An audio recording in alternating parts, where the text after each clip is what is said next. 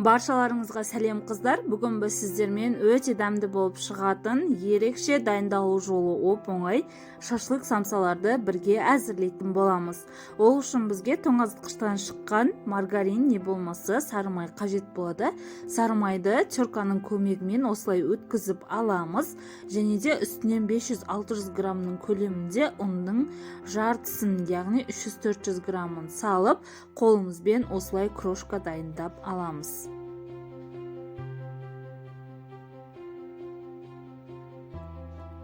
Дайын болған крошкамыздың ортасын ашып, үстінен бір шай қасықты тұз, 200 грамм айран, бір дана жұмыртқамызды салып, осылай бірінші мұжғылап, жақсылап езіп аламыз.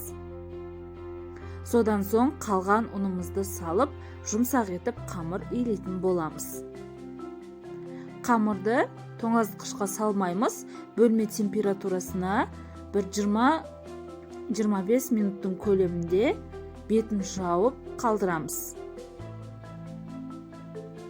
Кішкене ұн қалды осылай. Енді салмасын дайындауға кірісеміз. Кез келген фарш жарайды.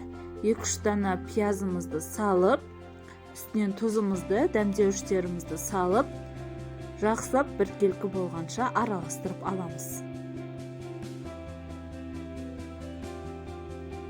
Енді осылай шпажкілерге шашлык көрінісінде осылай жасап аламыз.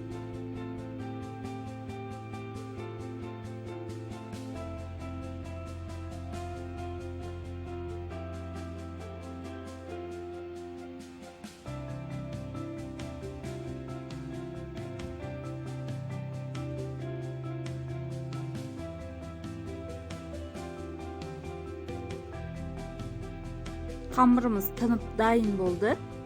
Қамырымызды жайып бастаймыз.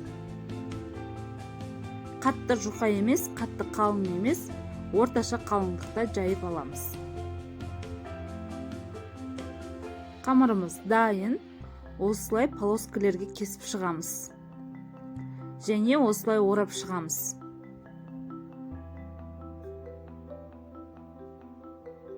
180-190 градустық пеште қызарып дайын болғанша пісіріп аламыз. Астарыңыз дәмді болсын.